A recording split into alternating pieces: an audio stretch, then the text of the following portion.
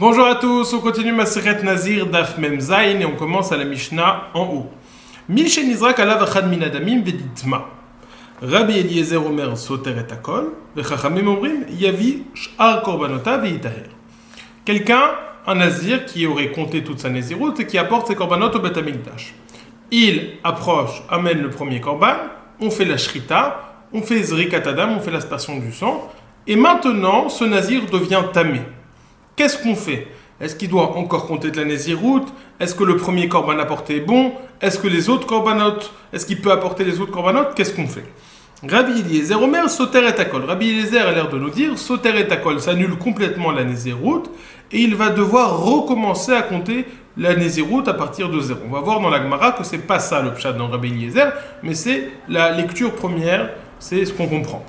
Chachamim omrim yavish ar korbanotav ve'yitaher. Chachamim nous disent non, le premier korban est bon, et donc celui-là est validé. Maintenant il est dans un état de touma, il doit attendre d'être dans Tahara, donc compter 7 jours. Une fois qu'il sera Tahor, il apportera les deux autres korbanot qui lui restent à apporter. Donc la lecture première de la Mishnah nous dit Rabbi Eliezer, ça annule tout, et doit recommencer à zéro, tandis que Chachamim nous dit le premier korban est validé, il va se purifier, puis après il pourra apporter les autres korbanot. Maaseh Amroulo, Chachamim ont dit à Rabbi Eliezer, pourtant Maaseh be Miriam Tarmoudit, chez Nizrak Aleh Echad Min Adamim. Il y a une histoire avec Myriam de Tarmoud, sur laquelle on a fait Zrikat Adam sur un de ses korbanot, et on lui a dit Baou Vamroula Albita Shaita Mesukenet. On lui a dit il y a ta fille à la maison qui ne se sent pas bien, qui va très mal. Vehalcha ou Matzah Shemeta, elle est rentrée à la maison et il s'est avéré que sa fille était morte. Elle est donc devenue Tmea. Que fait-elle avec ses autres korbanot, avec le korban qu'elle a déjà apporté? V'amru chachamim tavi shar korbanotav vetitaher. Et chachamim lui ont dit apporte tes autres korbanot. Le premier est validé, il ne te reste plus qu'à te purifier, puis apporter les autres korbanot pour enfin arrêter complètement la naziroute. Donc on voit que chachamim apporte une preuve à Rabbi Eliezer. Tu vois, il y a bien une histoire avec les opinions des sages qui ont tranché comme moi. Katane nous dit la Gemara. Katane Rabbi Eliezer Omer soter et akol. On a enseigné dans la Mishnah que selon l'opinion de Rabbi Eliezer, cela annulait complètement la naziroute, il devait recompter à partir de zéro. Pourtant, ça ne colle pas avec un autre enseignement de Rabbi Eliezer. Veha amar Rabbi Eliezer kol achar mileot shiva soter. Rabbi Eliezer nous a enseigné que toute personne qui devient tamée pendant le compte de la naziroute jusqu'à 1, 2, 3, 4, 5, 6, 7, 8, 9, 10, 11, 12, 13, 14, 5, jusqu'à 30, là, ça annule complètement. Mais s'il devient tamé une fois qu'il a fini de compter sa naziroute, quand bien même il n'aurait pas apporté encore un seul korban, cela n'annule pas la naziroute rétroactivement. Il devra attendre que 7 jours. Kol achar meleot, toute personne qui devient tamé une fois qu'il a fini, complété de compter sa naziroute, même s'il n'a pas encore apporté sa korbanot, et nos soter et la shiva, cela ne retarde que de 7 jours, puisqu'il a 7 jours où il va devoir devenir tahor pour pouvoir apporter ses korbanot. Mais plus que cela, cela ne va pas annuler la naziroute. Donc on a un problème. D'un coup, on nous dit Rabbi Eliezer, s'il est tamé après avoir apporté les korbanot, cela va annuler toute la naziroute. D'un autre côté, on a un enseignement qui nous dit s'il devient tamé après avoir fini de compter la naziroute, ça n'annule rien du tout. Comment concilier ces deux enseignements? Dit la Gemara, Rav nous dit, Maï soter nami de kama Rabbi Eliezer, soter korbanota. Lorsque Rabbi Eliezer nous dit, lorsqu'il devient tamé après avoir apporté un korbanot, cela annule. Ça veut dire quoi cela annule? Cela n'annule pas la naziroute, il ne va pas devoir recompter la naziroute, mais seulement soter korbanota. Le premier korban qui a été apporté n'est pas validé, donc il va devoir rapporter tous les korbanot, y compris celui qu'il a déjà apporté. Et c'est ça la marloquette entre Chachamim et Rabbi Eliezer. Quelqu'un a apporté un korban, il est devenu tamé, qu'est-ce qu'il doit faire après, une fois qu'il devient tahor? Rabbi Eliezer nous dit qu'il devra rapporter tous les korbanot, le premier korban compris, tandis que Chachamim nous disent non, le premier korban est validé, il devra apporter uniquement le reste des korbanot. Nous dit la Gemara, Achinami mistabra, c'est aussi mashma comme ça de la façon dont Chachamim parle. Chachamim omrim tavi shar korbanotav vetitaher, yavi shar korbanotav vetitaher. On voit que le point de machloket entre Chachamim et Rabbi Eliezer sur ces shar korbanotav. Il parle pas du tout, il dit pas que enos soter ou soter, il dit juste il devra apporter le reste des corbanotes, tandis que Rabbi Eliezer nous dit qu'il devra apporter tous les corbanotes. Et c'est ce qu'on voit aussi de l'histoire avec Myriam et Tarmoudi. ומעשנמי במרים התרמודית שנזרק עליה אחד מן הדמים ובאו והודיעו לה על ביתה שהייתה מסוכנת והלכה ומצאה שמתה ואמרו חכמים תביא שאר קורבנותיו ותטהר שמה מינה. L'histoire avec Myriam Tarmoudite qui est rentrée à la maison et qu'on a cité dans la Mishnah, et elle s'est aperçue que sa femme et sa fille étaient mortes. On lui a dit, tu devras apporter Sh'ar Korbanot. C'était ça la preuve qu'il devra apporter le reste de ses Korbanot. Donc on voit que la discussion entre Khamim et Rabbi Eliezer, c'était est-ce qu'il doit apporter uniquement le reste des Korbanot ou tous les Korbanot. On a fini le Perek Shishi de Masechet Nazir, Hadran Alach Shlosha Minin. Et on commence tout de suite le Perek Shevi, le 7e Perek. Nous dit la Mishnah. Kohen Gadol Venazir En Mitamim Lekrovehem Aval mitamim les met mitzvah. Le Kohen Gadol et le Nazir ont l'interdiction de se rendre impur au contact des morts. Cette interdiction, on sait que chez le Kohen, ne concerne que les morts étrangers à lui, mais ses proches, chez le Kohen Stam, le Kohen idiote, il a la permission de se rendre impur pour ses proches.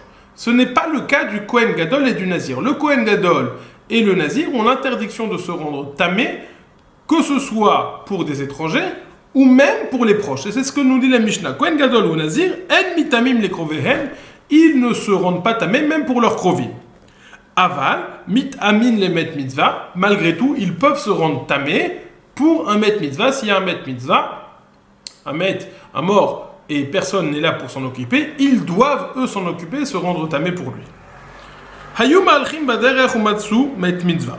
Si le Kohen Gadol et le Nazir étaient en train de marcher ensemble, en chemin, et il y a un Met Mitzvah qui se trouve devant eux. La question c'est, qui va devoir devenir tamé? Est-ce qu'on va dire le Kohen Gadol ou le Nazir? En d'autres termes, la Kedusha duquel des deux est plus importante à préserver. D'un côté, le Kohen Gadol, c'est une Kedushat Olam. C'est quelque chose qui ne va jamais s'arrêter. Tandis que le Kohen Nazir, le Nazir, c'est une Kedusha qui va s'arrêter après 30 jours. D'un autre côté, le Nazir, s'il devient tamé, il doit apporter un korban. Ce qui n'est pas le cas du Kohen. Le Kohen ou le Kohen Gadol, s'il devient tamé, il ne va pas devoir apporter un korban. Donc là, d'un côté, le Nazir, on voit que c'est plus chamour parce s'il est tamé, il doit apporter un korban et le Kohen Gadol ne doit pas apporter de korban. D'un côté, le Kohen Gadol est plus chamour puisque cette Kedusha ne s'arrête jamais, tandis que celle du Nazir va s'arrêter au bout d'un moment. Donc ça fait sujet d'une marloquette. Quel est le point qui va prendre le dessus? Rabbi Eliezer Omer, Yitma Kohen Gadol val Yitma Nazir. Rabbi Eliezer nous dit, le Kohen Gadol doit se rendre tamé et pas le Nazir. Tandis que Chachamim nous disent, Chachamim Omrim, Yitama Nazir val Yitama Kohen idiote. Le Nazir doit se rendre tamé et ne va pas se rendre tamé le Kohen, même s'il ne s'agit pas d'un Kohen Gadol, même s'il s'agit d'un Kohen idiote, c'est le Nazir qui doit se rendre tamé par rapport au Kohen idiote. Quels sont les arguments? Ceux qu'on a cités plus haut. Amar lahem Rabbi Eliezer. Rabbi Eliezer a dit à Chachamim, Itama Kohen, she'eno mevi korban al tumato, ve'al Itama Nazir, she'u mevi korban al tumato. Le Kohen Gadol est celui qui doit se rendre tamé, puisque s'il se rend tamé, il n'apporte pas de korban. Donc on voit que c'est moins chamour que si le Nazir se rend tamé, puisque le Nazir qui se rend tamé va devoir apporter un korban. Roulo, Chachamim lui ont répondu non. Yitma Nazir, she'en kedushato kedushato lam, ve'al Yitma Kohen, she'kedushato kedushato lam. Se rendra impur le Nazir dont la Kedusha n'est pas à jamais, n'est pas une Kedushat et Olam, tandis que le Kohen ne va pas se rendre tamé puisque sa Kedusha est une Kedushat Olam, donc il est plus Chamour que le Nazir. La Gemara va citer plusieurs cas, on va voir qu'il y a un choix à faire entre deux Kedushat. Quel Kedusha va-t-on choisir? Il y a plusieurs cas qui sont évidents à la Gemara, il y a un cas à la fin qui va faire sujet d'une question. Nous dit la Gemara, Bishlama, je comprends, c'est-à-dire ces cas-là sont clairs. Kohen Gadol ve Nazir. Si j'ai un Kohen Gadol et un Nazir qui sont ensemble, qui doit se rendre tamé? Ça fait sujet d'une marloquette dans la Mishnah. Haïsavar Kohen Gadol adif, Haïsavar Nazir adif. Celui-ci pense que le Kohen Gadol est préférable, donc c'est le Nazir qui doit se rendre impur, tandis que l'autre pense que le Nazir est préférable, donc c'est le Kohen Gadol qui doit se rendre impur. Qu'en est-il si j'ai un Mashouach Beshemen Amishra ou Meroubé Bgadim? Alors c'est quoi Mashouach Beshemen Amishra et le Meroubé Bgadim? Le Kohen Gadol, lorsqu'il s'introduit, lorsqu'il reçoit son poste de Kohen Gadol, il a deux façons par lesquelles il va recevoir la Kedusha de Kohen Gadol, devenir Kohen Gadol. Numéro 1, les shmoné bgadim, par le fait qu'il va porter, certains disent même travailler, faire une avoda, avec les 8 bgadim qui sont spécifiques au Kohen Gadol. Il y a le Kohen Hediot porte 4 habits, tandis que le Kohen Gadol porte 8 habits. C'est une première façon. Une deuxième façon, évidemment, le Kohen Gadol, lorsqu'il travaille, il doit porter les 8 habits, mais il y a la notion de shemen amishra, de l'huile qui a été confectionnée au temps de Moshe Rabbeinu, et on va oindre le Kohen Gadol avec cette huile. Donc, normalement, les Kohen Gadol, ils sont moins avec cette huile et ils portent les 8 bgadim, les 8 habits, mais au bout d'un moment, on a perdu ce shemen amishra, on a perdu cette huile, et les Kohanim Gdolim ne portaient que les 8 habits sans être oints. Maintenant, que se passe-t-il si on a 2 Kohanim Gdolim, un qui a été oint avec cette huile, shemen amishra, et un qui n'a pas été oint, qui ne fait donc que porter les 8 habits, lequel est préférable? Alors on va dire tout de suite qu'il n'y a aucune différence entre ces 2 Kohanim Gdolim au sujet de la Avoda, si ce n'est une seule différence. Lorsqu'une personne fait une faute Beshogeg, elle doit apporter un Korban Khatat. Un Korban Khatat, elle apporte ou une Kifsa ou une Seira. Ou une Kifsa ou une Seira, ou un mouton, ou Tseira, je n'ai pas la traduction exacte, ou un agneau femelle, ou un Seira. Ça c'est tout homme, et le Kohen, tout homme doit apporter une Kifsa et un Tseira en tant que Korban Khatat, et y compris le Kohen Gadol qui n'a pas été oint avec le Shemen HaMishra. Par contre, le Kohen Gadol qui a été oint avec le Shemen HaMishra, lui, s'il fait une faute de Shogeg, il va devoir apporter, au lieu d'un agneau femelle, il va devoir apporter un taureau. Un taureau. Donc c'est la seule différence qui va être entre les deux. Mais au sujet de la Avoda et de la Halachot, il n'y aura aucune différence. La Gemara demande donc, nous dit donc, lorsque j'ai 2 Kohanim Gdolim qui marchent en chemin, un qui a été oint avec les 8 bgadim, un qui a été oint avec le Shemen HaMishra, et un qui n'a que les 8 bgadim, que les Shmoné bgadim. Qui passe avant? Dit la Gemara, Mashuach b'Shemen HaMishra adif, de'ilu Mashuach b'Shemen HaMishra mevi par, ba'al kol mitzvot, ve'ilu merube bgadim en mevi.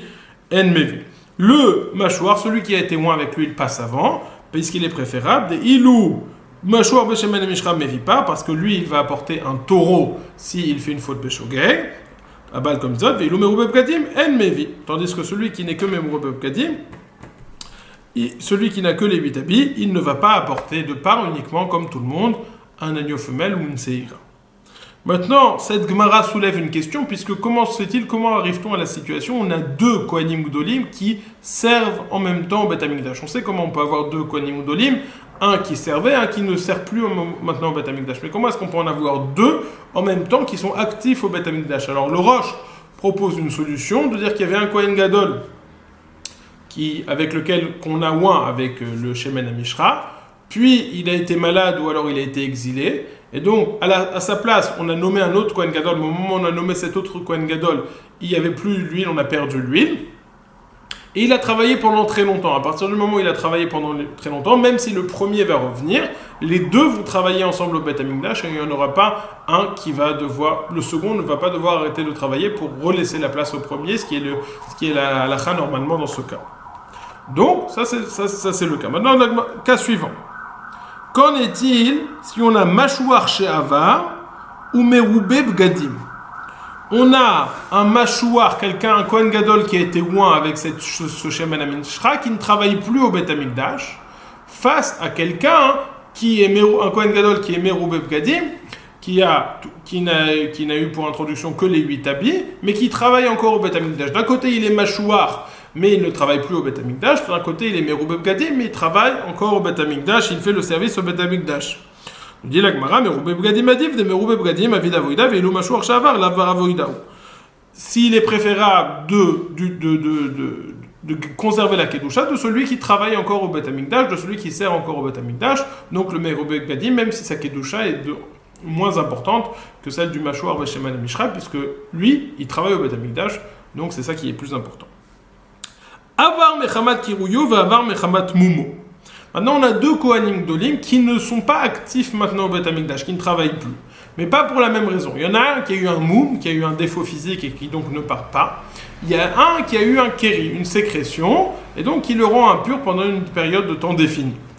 Que Que se passe-t-il? Les deux ne travaillent pas au Beth Amikdash, lequel la kedusha duquel va-t-on conserver et qui va devoir se rendre impur? Avar Mechamat Kirouyo va avoir Mechamat Moumo. Il y en a un qui ne travaille plus parce qu'il a eu un kéri, il y en a un qui ne travaille plus parce qu'il a eu un défaut physique. L'Agmara, Avar Mechamat Kirouyo Adif, Deilu Hay Chazele Avoda le Macha, Veilu Avar Mechamat Moumo lo Chazele Avoda. Il est préférable de conserver la kedusha de celui qui n'a eu qu'un kéri, qu'une sécrétion, puisque c'est un empêchement temporaire, mais après il va retourner travailler au Beth Amikdash, tandis que celui qui a eu un moum physique, un défaut physique, il ne va pas retourner au Beth Amikdash dans les mots. Avar Mechamat Kirouyo Adif, il est préférable des ilou haychazela avoda lemachar, parce que celui-ci va être apte à travailler au Beth Amikdash le lendemain, une fois qu'il sera pur, ilou avar mechamat mumo lo chazela avoda, tandis que celui qui a un moum, il ne va pas être apte du tout à travailler au Beth Amikdash. Donc ça, c'est les cas qui sont évidents. Maintenant, on va voir le cas qui pose problème, qui pose question. Iba et Léou, ils se sont posé la question suivante. Mashouach milchama vezgan, hei minayhu adif. On a un Kohen qui est Mashouach Milchama, et on a le Sgan du Kohen Gadol. C'est quoi le Mashouach Milchama? C'est quoi le Sgan du Kohen Gadol? Le Sgan, c'est l'adjoint du Kohen Gadol. Mashouach Milchama, c'est un Kohen qui se faisait oindre et qui avait pour but d'encourager le peuple au moment des guerres et de donner des divrei chizouk et de renforcer le peuple au moment de la guerre. Donc la guerre dépendait un petit peu de lui. D'un autre côté, on a le Sgan du Kohen Gadol, l'adjoint du Kohen Gadol. La première Mishnah de Yoma nous dit que le Kohen Gadol, avant Yom Kippour, il avait un adjoint qui était là pour lui permettre, si le Kohen Gadol devenait impur, il permettait de remplacer le Kohen Gadol le jour de Yom Kippour. Donc d'un côté, on a le Sgan qui va potentiellement remplacer le Kohen Gadol le jour de Yom Kippour. D'un autre côté, on a le Mashouach Milchama qui va encourager le peuple à sortir à la guerre au moment où on a besoin. Donc, qui est préférable entre les deux? Tashma, Iba Yeleu se pose la question. Mashouach Milchama, Vezgan, et Minayu Adif. Le Mashouach Milchama et le remplaçant du Gadol, lequel des deux est préférable? Mashouach Milchama Adif de Chazela Milchama. Est-ce que le Mashouach Milchama, il est préférable? Il faut conserver sa kedusha puisque c'est lui qui fait sortir le peuple en guerre. Donc, on a besoin qu'il s'alloie puisque la guerre dépend de lui. Odilma Sgan Adif de Chazela Avoda, ou peut-être que l'associé du Kohen Gadol, l'adjoint au Kohen Gadol est préférable, puisque lui, potentiellement, il va faire la Avoda au Beth Amikdash. Tashma, on a une braïta qui nous dit la chose suivante, des Tania, car on enseigne dans une braïta, En ben Mashouach Milchama les Sgan, et la Shim Ayuma Alchin Bader ou Met Mitzvah. Il n'y a de différence entre le Mashouach Milchama et le Sgan, c'est-à-dire, alors on précise, il y a évidemment d'autres différences, la question est, dans quel cas on va préférer le Sgan au Mashouach Milchama. Une seconde.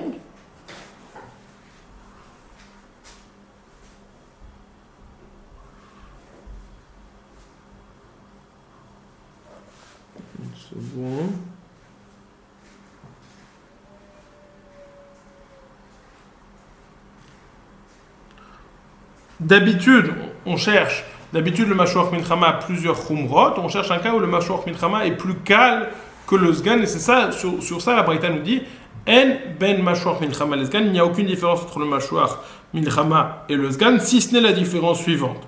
Que si les deux sont en chemin, il s'avère qu'il y a un Met Mitzvah qui se trouve face à eux. Yitma Mashouach Milchama, Ve'al Yitma Masgan. Le Mashouach Milchama est celui qui va devoir être tamé et pas le Sgan du Kohen Gadol. Donc, on préfère préserver la Kedusha du Sgan du Kohen Gadol que celle du Mashouach Milchama. La Gemara va Tanya Mashouach Milchama Kodem, l'Isgan. Pourtant, on a enseigné, lorsqu'on doit sauver quelqu'un, on sauve le Mashouach Milchama, celui qui va partir en guerre ou qui va encourager les gens à la guerre, plutôt que le Sgan du Kohen Gadol. Donc ça a l'air d'être qu'il est plus important que le Kohen Gadol. On dit la Gemara, Mamazoutra, ligne, Nachayoto, Mishum Milchama, Adif, Maïtaima, de Talou Beirabim, Lignan Touma, Sgan Adif, de Tania, Rabbi Chaninia ben Antignos, Omer, Lamatiknu Sgan, le Kohen Gadol, Shemira Bopsou, la reine, Nichnas, ou Meshamsho, Tartav. Dit la Gemara, ça dépend des sujets. S'il s'agit de sauver ou de nourrir un des deux, on préfère sauver ou nourrir le Mashouach Milchama, puisque tout le public dépend de lui pour sortir en guerre. Mais si il s'agit d'une notion de Touma. On préfère que le Sgan du Kohen Gadol ne se rende pas impur, puisque c'est lui qui doit rentrer au Beth Amikdash pour travailler, donc c'est lui qu'on va préférer conserver sa Touma. Dans les mots, concernant le fait de sauver une personne, on préfère le Mashouach Milchama, puisque de lui dépendent le Tzibour, le public. Au Linyan Touma, Sgan Adif. Concernant la Touma, le Sgan du Kohen Gadol, l'adjoint Kohen Gadol est préférable, car on a enseigné que Rabbi Chania ben Antonos Omer, Rabbi Chania ben Antonos nous dit que le Sgan est là pour remplacer le Kohen Gadol le jour du Yom Kippur. Ou Adkan. Ça, c'est la première discussion que la Gemara a posée. On a vu que les deux Kohanim Gdolim, le Kohen Gadol et le Nazir, ont l'interdiction de se rendre impurs même pour leurs proches. Par contre, ils ont l'obligation de se rendre impurs pour un Bet Mitzvah s'il y a un Bet Mitzvah. Point numéro 1. Ensuite, on a vu la Kedusha duquel des deux était préférable de conserver, la Kedusha de laquelle des deux était préférable de laisser tomber pour le Bet Mitzvah. On a vu des discussions, et puis enfin, dans différents cas, que choisir. Nous dit la Gemara kan obligé et la Kohen Gadol Venazir. Qui case les Be'adadad. Toute la marloquette que nous avons vue maintenant dans la Mishnah entre Rabbi Eliezer et Chachamim ne concerne que lorsqu'il y a un Kohen Gadol et un Nazir qui sont tous deux en train de marcher. Et la question c'est lequel des deux préférés.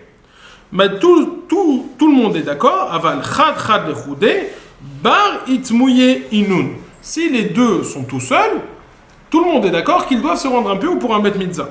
Demande la Gemara, d'où savons-nous cela qu'ils peuvent se rendre impurs pour un Bet Mitzvah? Le verset nous dit, a priori au sujet du Kohen Gadol et du Nazir, ils ne devront pas se rendre impurs. Donc d'où savons-nous qu'ils peuvent se rendre impurs pour un Bet Mitzvah? D'Etanu Rabbanan, nous avons enseigné dans un verset. Alcool au sujet du Kohen Gadol, Alcool nefashot met lo yavo. Sur toute âme morte, le Kohen Gadol ne viendra pas. Ça veut dire quoi? Que sur toute âme morte, le Kohen Gadol ne viendra pas. Il n'a pas la permission de se rendre impur. Demande la Gemara, Bema akatuv medaber. Qui sont ces morts desquels parle le pasuk? Iberechokim. Si on parle des gens qui lui sont étrangers, pas ses proches. On dit, je comprends pas, ça c'est évident que le Kohen Gadol a l'interdiction de se rendre impur à ses proches, puisqu'avant, il était Kohen. Donc forcément, si avant il était Kohen, et maintenant il est Kohen Gadol, les interdits du Kohen restent. Le Kohen a l'interdiction de se rendre impur pour les étrangers, alors le Kohen Gadol aussi aura l'interdiction de se rendre impur pour les étrangers. On dit ça sous forme de Kalvachomer, il explique Tosfot que c'est pas essentiel. L'argument principal, c'est qu'il était Kohen avant, donc forcément il n'a pas perdu ses interdits d'avant. Bema Katovun, Uma Kohen Idiot,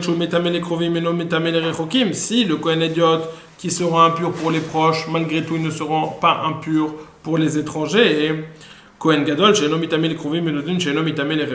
Kohen Gadol qui ne se rend pas impur pour ses proches, n'est-il pas évident qu'il ne va pas se rendre impur pour les étrangers? Et là, Bekrovim Makato Medaber. Alors le Kalvachomer, on va voir qu'il est un petit peu... Tosfot relève déjà qu'il ne tient pas la route vis-à-vis de la suite de la Gemara. C'est pour ça qu'il explique la Gemara, comme je l'ai dit plus haut. Le Kohen Gadol, c'était avant Kohen. Le Kohen, il avait l'interdit de se rendre impur. Donc lui aussi, il a l'interdit de se rendre impur. Donc il est déjà évident que le Kohen a l'interdit de se rendre impur pour les Rechokim. Donc que le Kohen Gadol a l'interdit de se rendre impur pour les Rechokim. Donc que me dit le verset? Le Kohen Gadol n'a pas le droit de se rendre tamé. Alkol nefashot met lo yavo. Forcément, ça parle déjà des proches. Alkol nefashot met lo yavo, ça veut dire que le Kohen Gadol n'a pas le droit de se rendre impur pour ses proches. Ok, donc ça c'est la première partie du passouk, on l'a compris. Le problème c'est que le passouk continue. Le passouk me dit ou le aviv ou l'imo lo itama. Pour son père et pour sa mère, il ne se rendra pas impur non plus. Je comprends pas. On l'a déjà dit plus haut, puisqu'on a déjà établi que le Kohen, c'est évident, le Kohen Gadol, c'est évident du Kohen qui ne se rend pas impur pour ses proches. Et donc, lorsque le verset me dit au sujet du Kohen Gadol ne te rend pas impur, ça parle des proches. Alors pourquoi il y a un troisième verset qui me dit, le Kohen Gadol ne te rend pas impur même pour tes proches? Ça, on le sait déjà misvara. Dit la Gemara, c'est pour faire une dracha au sujet du Kohen Gadol. Et là, bikrovim makatou metaber, ou l'aviv hu deno mitame, a mitame hu les met mitzah. Ça, on doit faire une dracha pour nous dire non, mais sache que le Kohen Gadol, malgré le fait qu'il ne se rend pas impur pour ses proches, il y a des gens pour lesquels il va se rendre impur. Et c'est ça que nous dit le verset. Les Aviv et nos métamés. Pour son père, il ne se rendra pas impur, mais il se rendra impur pour un Met Mitzvah. Et ça, c'est le Mékor pour le Kohen Gadol. D'où savons-nous que le Kohen Gadol a l'obligation de se rendre tamé lorsqu'il s'agit d'un Met Mitzvah. La Gemara va continuer avec de longues drachot pour comprendre et savoir que faisons-nous du reste pasouk, d'où savons-nous la suite, le Kohen Gadol, et d'où savons-nous le Nazir. On verra tout cela demain. Passez une excellente semaine.